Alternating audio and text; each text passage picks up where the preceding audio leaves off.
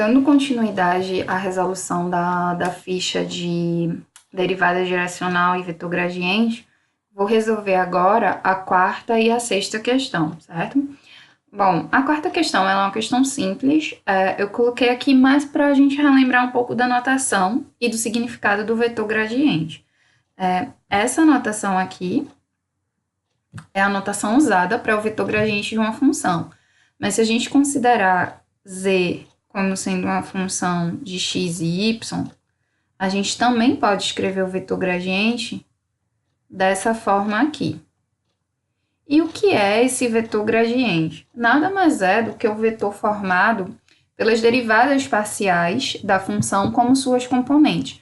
Então, eu posso dizer que o vetor gradiente é a derivada parcial em relação a x e mais a derivada parcial em relação a y, j.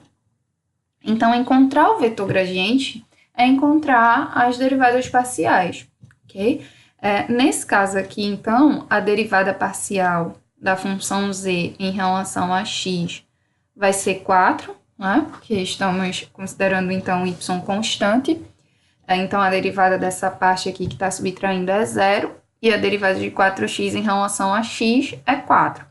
A derivada parcial de z em relação a y de forma semelhante é menos 8. Então, o meu gradiente vai ser o vetor 4i menos 8j. Ok?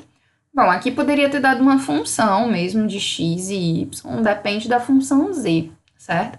Se for dado um ponto, então eu teria que fazer as derivadas parciais e colocar esse ponto, substituir esse ponto nas derivadas parciais. Bom, como deu constante, né, vai ficar assim. E aí esse seria o meu vetor gradiente para qualquer ponto xy. Então, a gente pode usar tanto essa notação como essa, mas lembrando a ideia do vetor gradiente e como calculá-lo é as derivadas parciais mesmo.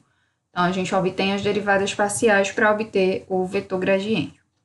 Bom, o vetor gradiente ele tem algumas aplicações, tá? Então, a gente vai fazer essa sexta questão para ver melhor isso.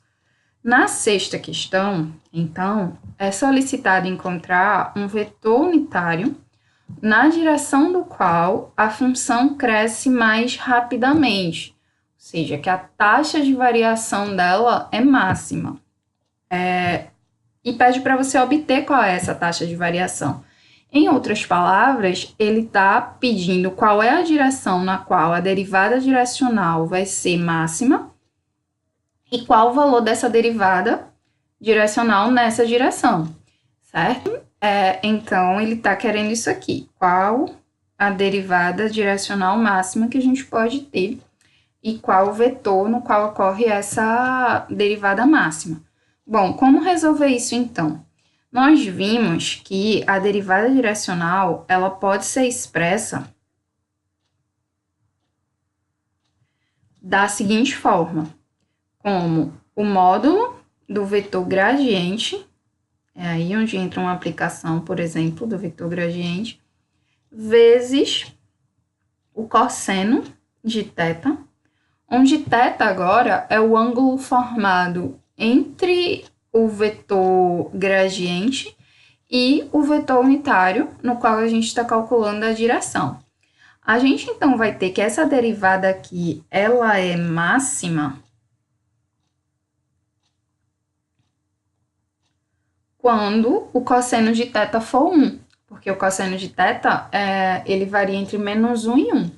Então, esse valor aqui vai ser máximo quando o cosseno de θ é 1 e, portanto, nesse caso, a derivada direcional máxima de f vai ser o módulo do vetor gradiente. E a derivada vai ser mínima quando o cosseno de θ for menos 1. Nesse caso, a derivada direcional mínima vai ser menos o módulo do vetor gradiente. Bom, e ela vai ser máxima se o cosseno de θ é 1, então vai ser quando θ e quando o vetor unitário e o vetor gradiente formarem um ângulo θ igual a zero. Nesse caso, então, o vetor unitário, no qual ocorre a derivada máxima, ele tem a mesma direção e o mesmo sentido do vetor gradiente.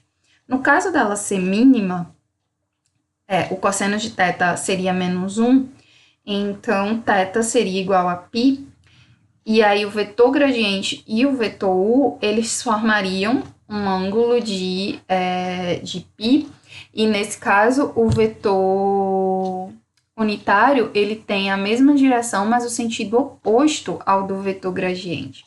Bom, então a questão é, se eu quero encontrar a derivada máxima e o vetor no qual essa derivada máxima ocorre, na direção do qual essa derivada máxima ocorre, eu preciso encontrar o vetor gradiente primeiro. Então, eu vou fazer aqui o gradiente de f de xy.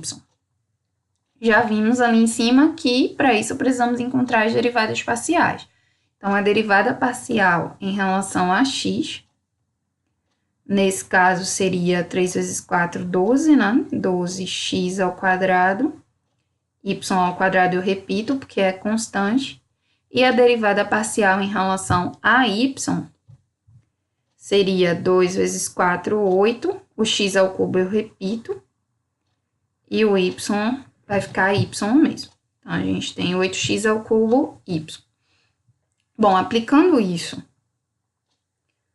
no ponto P menos 1, 1, a gente vai ter que a derivada parcial em relação a x nesse ponto é 12, e a derivada parcial em relação a y nesse ponto vai ser menos 8, certo? Bom, esse é, então, o vetor gradiente, 12i menos 8j. Bom, e o que isso tem a ver com o vetor unitário na direção do qual f cresce mais rapidamente? Bom, a gente discutiu que a derivada direcional ela vai crescer mais rapidamente, ou seja, ela vai ser máxima, quando eu estiver na mesma direção desse vetor, porque o cosseno de θ vai ser 1, θ sendo 0, então eu vou ter que o gradiente e esse vetor unitário formam um ângulo de 0. Então, eu preciso encontrar um vetor unitário que tenha a mesma direção e o mesmo sentido do vetor gradiente. Como o vetor gradiente que eu achei, ele não é unitário, para achar o vetor unitário, eu normalizo o vetor gradiente. Então, eu vou fazer quem é um módulo do gradiente.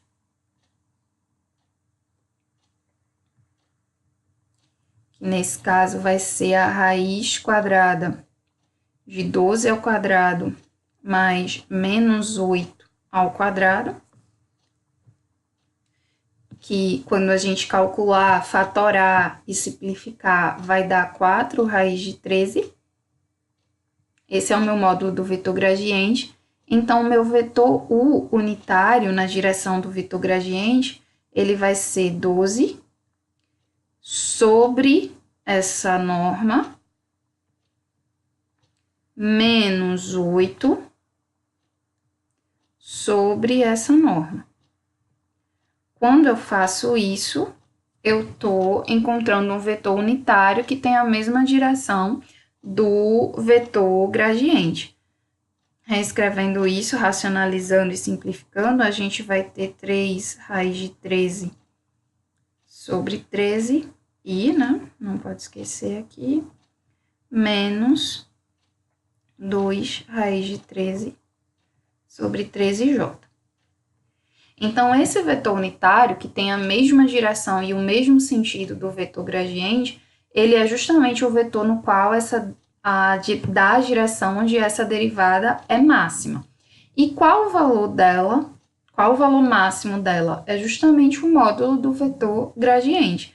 Então, a derivada direcional de f menos 1 máxima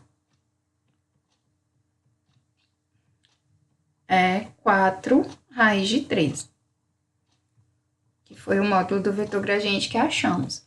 Então, só para relembrar, toda vez que pede a direção no qual f cresce mais rapidamente, ou ao mesmo tempo a direção no qual f decresce mais rapidamente, ele está pedindo o valor máximo ou mínimo da derivada direcional. E esse valor máximo, ele é o módulo do vetor gradiente ou menos o módulo do vetor gradiente, no caso de quando a gente está pedindo o valor mínimo, né? Que a derivada direcional pode atingir. E isso vai ocorrer em qual direção? Bom, o máximo ocorre na mesma direção e sentido do vetor gradiente, e o mínimo ocorre na mesma direção e sentido oposto ao do vetor gradiente. Então, para encontrar essas questões, para resolver essas questões, é preciso encontrar o vetor gradiente, é preciso encontrar o módulo do vetor gradiente, olha. Então, calcula a raiz quadrada, pega lá as componentes do vetor, calcula a raiz quadrada e encontrou o módulo.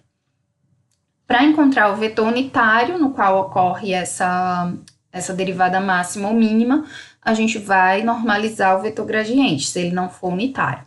Normalizou e está sendo solicitada a derivada máxima, então o vetor unitário já vai ser onde ocorre essa derivada máxima. Se fosse a mínima, seria em menos o vetor unitário que eu encontrasse assim. E o valor máximo vai ser o próprio módulo do vetor gradiente, e se estivesse pedindo o mínimo, ia ser menos esse valor do módulo do vetor gradiente. É isso.